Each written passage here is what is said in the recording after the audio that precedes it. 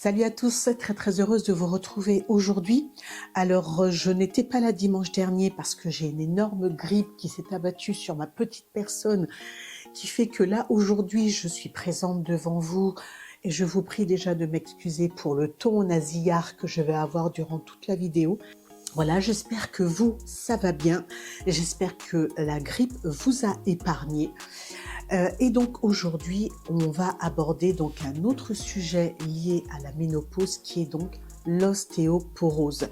Je tenais vraiment à faire une vidéo sur ce sujet parce qu'elle touche certains membres de ma famille, elle touche certaines de mes amies et je voulais donc à la lumière des études que j'ai lues durant 15 jours et en m'aidant d'un livre également d'un médecin que j'ai acheté il y a à peu près 2 ans, vous parler un petit peu de l'ostéoporose et vous expliquer pourquoi cette maladie donc qui touche le squelette peut arriver et surtout comment éviter, donc à titre de prophylaxie, comment éviter d'être touché par l'ostéoporose. Si cette vidéo t'intéresse, à tout de suite après le générique.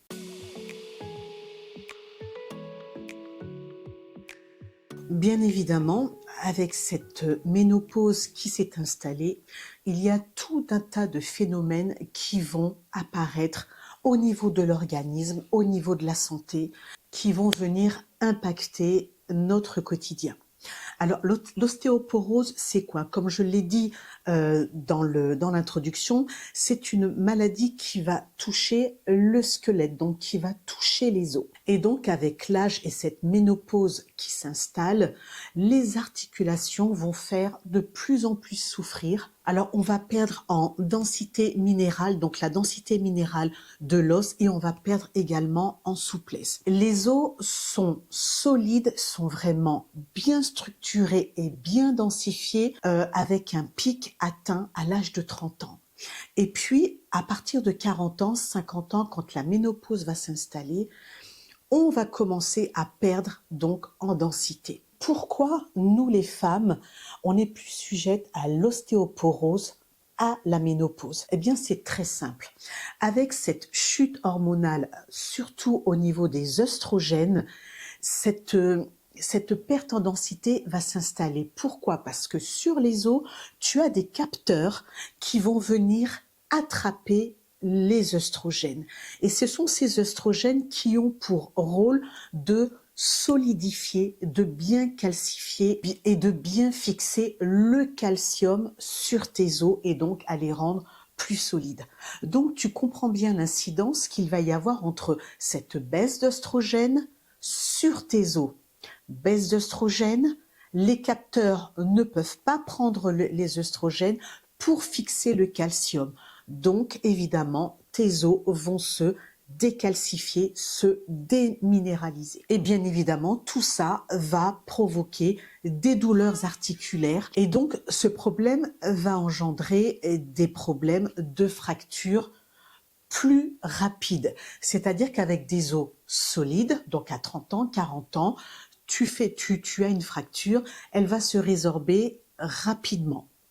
Tandis qu'avec l'ostéoporose, pour un moindre traumatisme, ils vont se fragiliser, voire se briser plus facilement. Et donc, avec cette perte de densité, tes os auront plus de mal à se recalcifier pour se réparer. Voilà pourquoi il est important de comprendre que si on est atteint d'ostéoporose, il faut éviter la chute pour éviter les fractures. Et bien évidemment, il y a une grosse différence entre les hommes et les femmes. Je vais te montrer une courbe et tu vas comprendre. À partir de 40 ans, 50 ans, tu vas voir qu'il y a une chute, mais phénoménale au niveau de la structure osseuse. Tandis que les hommes, ce sera beaucoup plus progressif. Donc tu vois que même à ce niveau-là, entre les hommes et les femmes, il y a une énorme inégalité. À ce stade de la vidéo, je veux que tu fasses vraiment la différence entre l'ostéoporose et l'arthrose, qui sont deux pathologies totalement différente. L'ostéoporose, elle, a un rapport étroit, un rapport direct avec les hormones, tandis que l'arthrose, c'est une usure de tes cartilages. Donc tu as les cartilages qui vont devenir beaucoup plus minces, beaucoup plus fins, ce qui fait que ça va te provoquer un frottement au niveau des épiphyses. Pourquoi toi et pas une autre sera sujette à l'ostéoporose? Un, il peut être d'ordre génétique. Ton père, ta mère a déjà souffert d'ostéoporose, donc il y a une probabilité plus accrue pour que toi aussi tu présentes une ostéoporose avec l'arrivée de la ménopause. Il y a également, comme je l'ai dit tout à l'heure, le sexe. Tu es une femme, tu seras plus sujette à être atteinte d'ostéoporose que si tu es un homme. Il y a également l'âge, comme je l'ai dit également tout à l'heure, à partir de 50 ans, donc l'âge de la ménopause, on est plus à même de développer cette maladie du squelette. Ensuite, il y a bien évidemment, je dis bien évidemment, l'alimentation et la vitamine D. La vitamine D, je vais y revenir parce qu'elle est très très importante. Et également l'activité physique. On y revient toujours et tu verras que dans toutes les vidéos que je vais te présenter sur la ménopause, l'activité physique joue un rôle majeur dans ta santé. On a vu les facteurs qui interviennent dans le processus de l'installation de l'ostéoporose. Si tu as eu dans ta vie une fracture due à un choc modéré, donc un choc modéré mais plus ou moins important. Donc tes os se sont déjà fragilisés à une période de ta vie, tu peux potentiellement développer cette ostéoporose. Comme je l'ai dit également tout à l'heure, les antécédents familiaux, la mère, le père. Si également, et ça je pense qu'on n'y pense pas, si dans ta vie, tu as eu un IMC en deçà de 19, donc en clair, si tu as eu une période de maigreur, ça aussi, ça fragilise énormément le squelette. Si tu as également eu un traitement par cortisone pour traiter l'asthme ou pour traiter également la polyarthrite. Et également, si tu as souffert d'anorexie ou si tu as présenté une ménopause précoce. Et le tabac. Le tabac également peut jouer un rôle sur la manifestation d'une ostéoporose. Donc tu vois que tous ces facteurs peuvent engendrer cette pathologie. Comment faire? Qu'est-ce que tu peux mettre en place pour éviter d'être atteinte d'ostéoporose? C'est très simple. Alors je ne vais pas te dire que si tu mets tout ça en place, tu ne vas pas être atteinte, parce qu'on ne sait pas si les facteurs de risque qui étaient présents dans ta vie à un instant X a déjà eu un impact. Mais tu sais qu'aujourd'hui, tu as quand même la possibilité de prendre conscience de certaines choses que tu peux mettre en place dès maintenant pour éviter d'être atteinte d'ostéoporose. C'est vraiment important. Alors, la première chose pour avoir les os costauds, on t'a toujours dit, il faut avoir du calcium. Oui, le calcium va permettre d'avoir des os costauds, solides. Le calcium va permettre d'éviter les fractures. Alors, le calcium, tu vas le trouver dans les produits laitiers. Mais dans les produits laitiers, je mets un gros astérisque à côté. Parce que je pense que je ferai un volet également sur tout ce qui est produits laitiers. Maintenant, tu peux trouver le calcium dans certains fromages. Et tu peux trouver également du calcium dans tout ce qui est lait végétal. Outre le calcium dans les produits laitiers ou les produits dans les laits végétaux, dans les eaux minérales, il y a des eaux qui sont juste extraordinaires en termes d'apport en calcium. Je te mets une liste ici et la palme d'or est attribuée à l'eau Épar. Elle est extrêmement riche en calcium. Pour 1 litre, tu auras 500 91 mg de calcium, ce qui est énorme. Ça veut dire que si tu bois 2,5 verres d'eau épars, tu auras l'équivalent d'un yaourt. Je ne sais pas si tu t'imagines. 2,5 verres égale un yaourt. Donc, imagine que tu boives 1,5 litre, voire 2 litres d'eau départ par jour. Tu as vraiment un apport en calcium extraordinaire. Certains aliments sont également très très riches en calcium, comme les sardines, comme le hareng, comme les anchois, les œufs également, et certains végétaux. Il faut savoir qu'une étude a démontré que dans la population, au niveau de la population française, plus de 80% des femmes sont carencées en vitamine D. Alors, il a été prouvé scientifiquement que les seuls bénéfices prouvés de la vitamine D sont au bénéfice des os. Tu comprends que si tu es carencé, tes os également, il va y avoir un impact négatif. Lorsque tu présentes un déficit en vitamine D, il faut que tu comprennes que le calcium que tu vas ingérer ne sera pas absorbé correctement par tes intestins. Ce qui fait que ton calcium, par manque, par déficit de vitamine D, va être éliminé dans les urines. Ce sera éliminé dans les urines, donc il ne va jamais se fixer sur tes os. Donc tes os vont être fragilisés. Et en fait, c'est la peau, le rôle de la peau, c'est de synthétiser cette vitamine D. Voilà pourquoi il est préconisé de rester au moins 15 minutes au soleil. Alors, pas à faire la planche comme ça, à faire la carpette au soleil, mais c'est pour ça qu'on demande aux gens de sortir, d'aller s'aérer au soleil.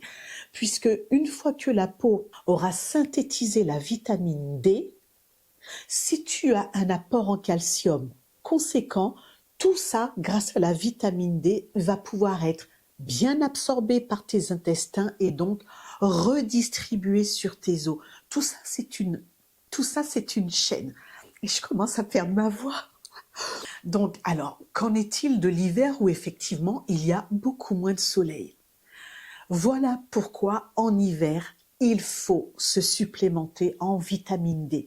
C'est hyper important de se supplémenter. Alors, comment tu vas faire? Tu sais que tu peux trouver de la vitamine D maintenant un peu partout. Tu vas sur Amazon, sur Internet et tu trouves de la vitamine D. Attention, je dis bien attention. Toutes les vitamines D ne se valent pas. J'avais fait une vidéo Innovite sur la vitamine D, je te renvoie à cette vidéo. Cette vitamine D n'était pas de meilleure qualité.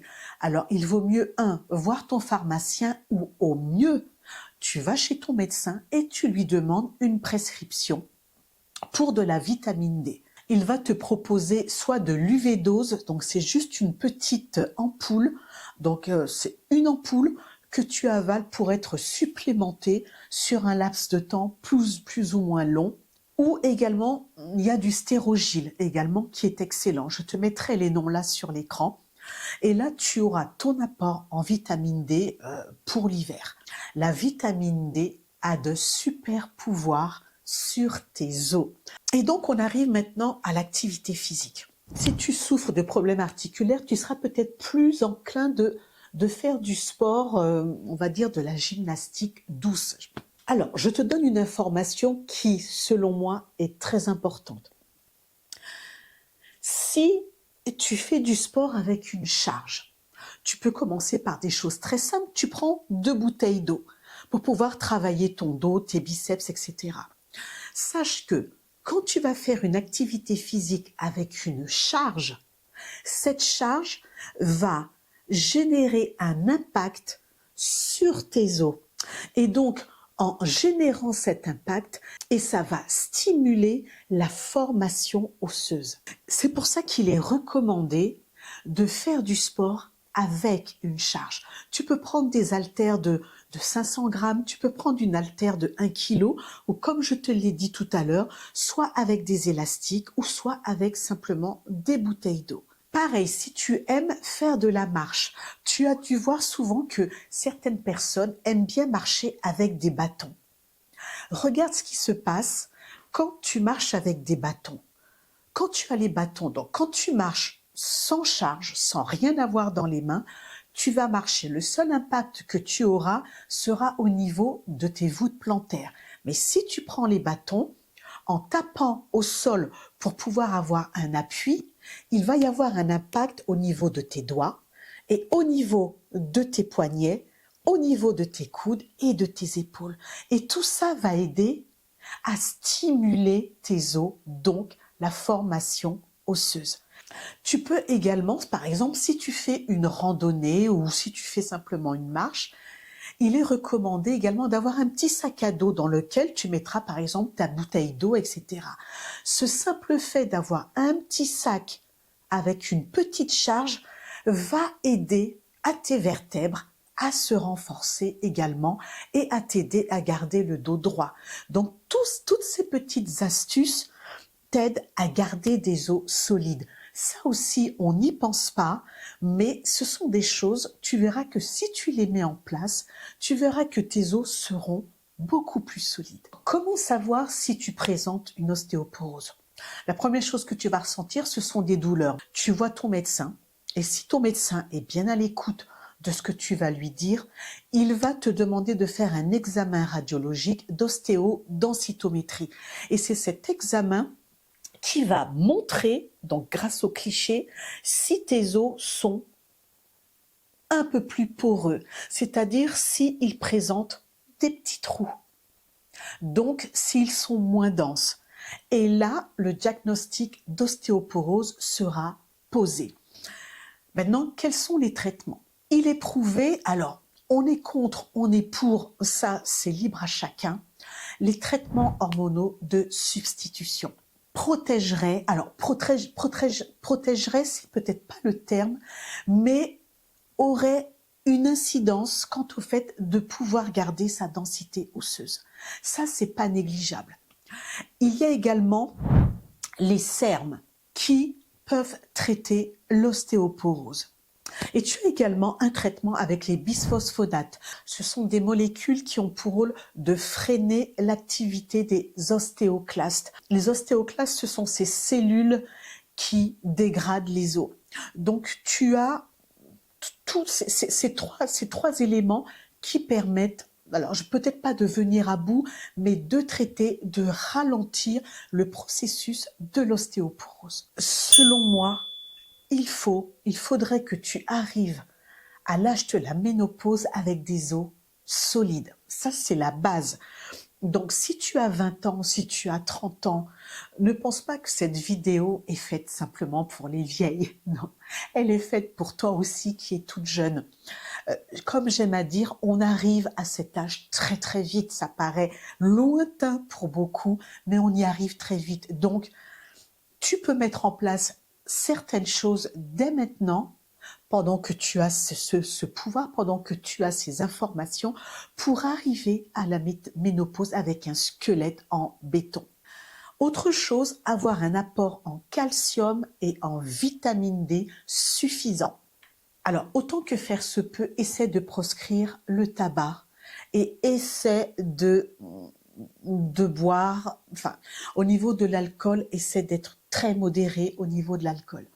Tu bouges un maximum, tu fais du sport et, très important, essaie de ne pas perdre de poids trop rapidement. On a tendance à trouver maintenant sur le marché tout un tas de régimes extraordinaires, mirobolants, miraculeux pour perdre du poids rapidement. Quand je vois certains noms, donc que je vais pas en parler là, mais dans les pubs, où tu vois des personnes qui ont perdu 12 kilos.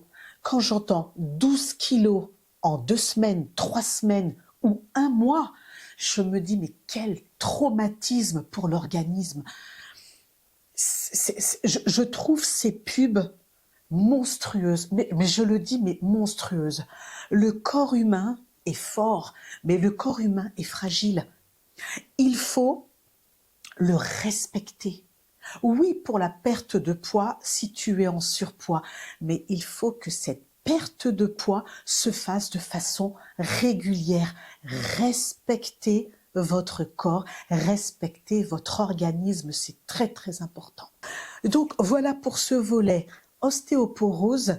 Si tu présentes cette pathologie, tu peux en parler dans les commentaires, je pense que ça aidera beaucoup de personnes. Et puis si cette vidéo t'a plu, si elle a été informative, n'hésite pas à mettre un pouce en l'air. Et puis si tu n'es pas abonné, ben écoute, je t'attends, je pense que je bouge beaucoup là quand même. Moi, tu sais ce que je vais faire? Je vais me faire un thé bien chaud avec du citron, un peu de rhum et du miel pour essayer de recouvrer ma voix. Je te souhaite de passer une excellente semaine et je te dis à dimanche prochain. Bye bye.